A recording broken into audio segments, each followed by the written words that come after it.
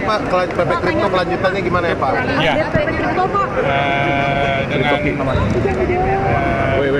pemahaman saya Ya. itu sudah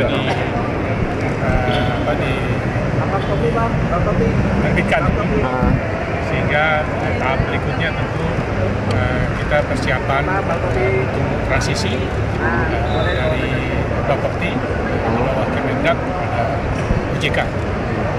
Jadi saya sempat diskusi singkat dengan Menteri Perdagangan untuk melakukan proses itu dalam format yang resmi. Sebenarnya dalam kerjasama dan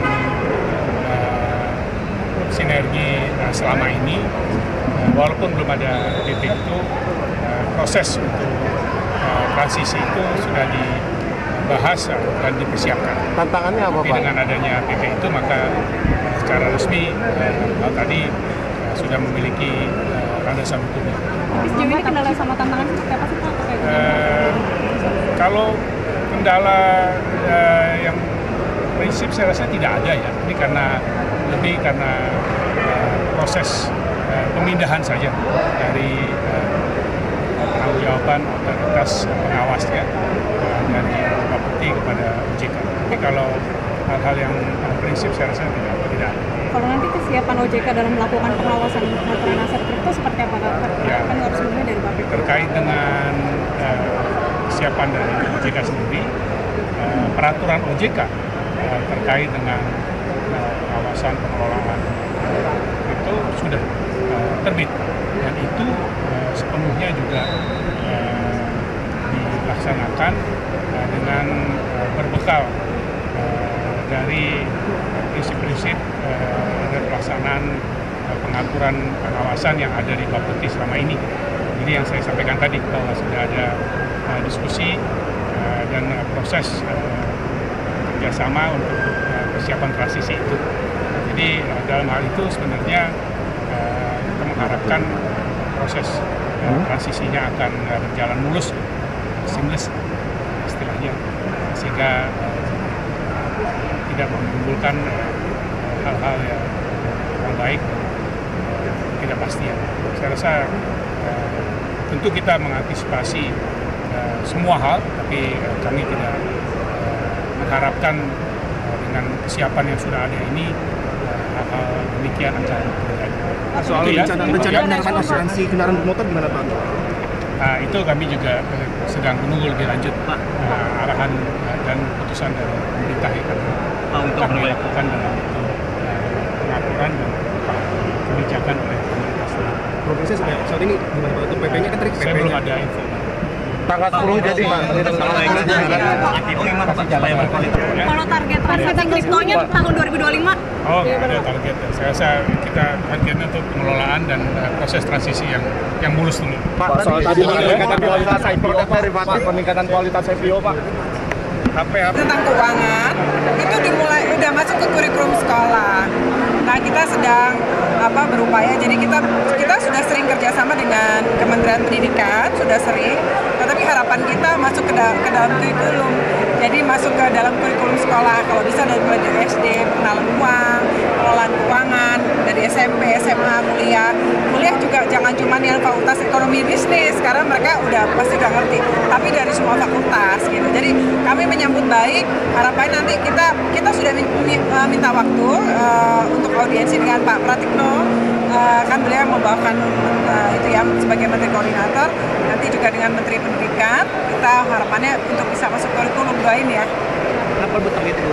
Ya nggak tahu, bukan di tempat. Kalau kita nyiapin materinya, jadi nanti dari kalau disambut dengan baik kita dengan akan sangat senang. Karena apa? Karena kemampuan pengelolaan keuangan itu harus dimiliki. Teman-teman sebagai media harus bisa ngelola keuangan juga, ngerti investasi juga, ngerti asuransi, ngerti dana pensiun. Karena itu keahlian yang harus dimiliki semua orang, apapun profesinya, minatnya dan lain-lain, harus ngerti tentang keuangan. Jadi aku senang banget tadi Bu Sri Mulyani mengatakan begitu. Dan beliau itu kan bersama kita udah sejak lama, sejak saya di bursa ya. Jadi beliau itu selalu dukung untuk pendidikan, edukasi, literasi kepada pelajar. Dan beliau, saya tahu kita kurikulum itu kita udah materi-materi kita sangat siap, dan kita kemarin ada koordinasi dengan Kementerian Pendidikan untuk menyusun kurikulum, tapi kapan dimasukkannya secara resmi itu kita belum tahu. Harapannya gimana, Bu? Harapannya dari SD udah mulai Tahun kenal. ini, Bu? Aduh, itu amin ya, doain kalau itu kita sangat senang. Untuk sosialisasinya ke pelajar itu ada tips? Kalau terkait dengan literasi dan edukasi pasar modal kepada generasi muda, sejak 2 tahun ini kita juga sudah tidak hanya di perguruan tinggi, tetapi sudah ada di tingkat SMA. Kalau di perguruan tinggi kita namakan galeri investasi, kalau di tingkat SMA kita namakan galeri edukasi. Dan sampai saat ini jumlahnya sudah hampir mencapai 100 galeri edukasi yang ada di SMA-SMA yang ada di seluruh Indonesia. Jadi konsep dari galeri edukasi ini adalah kerjasama 4 pihak, antara Bursa Efek Indonesia, anggota bursa, perguruan tinggi, pemilik galeri investasi, dan SMA. Kalau untuk yang masuk kurikulumnya nanti gimana, Pak? Kalau yang terkait dengan kurikulum, tentu kami harus berkoordinasi dengan kementerian terkait. Ya, tetapi kalau dengan OJK sudah ada LMS, Learning Management System, yang ada di OJK yang kami gunakan juga, yang di situ juga sudah mengcover sampai dengan tingkat yang sangat basic. Ya.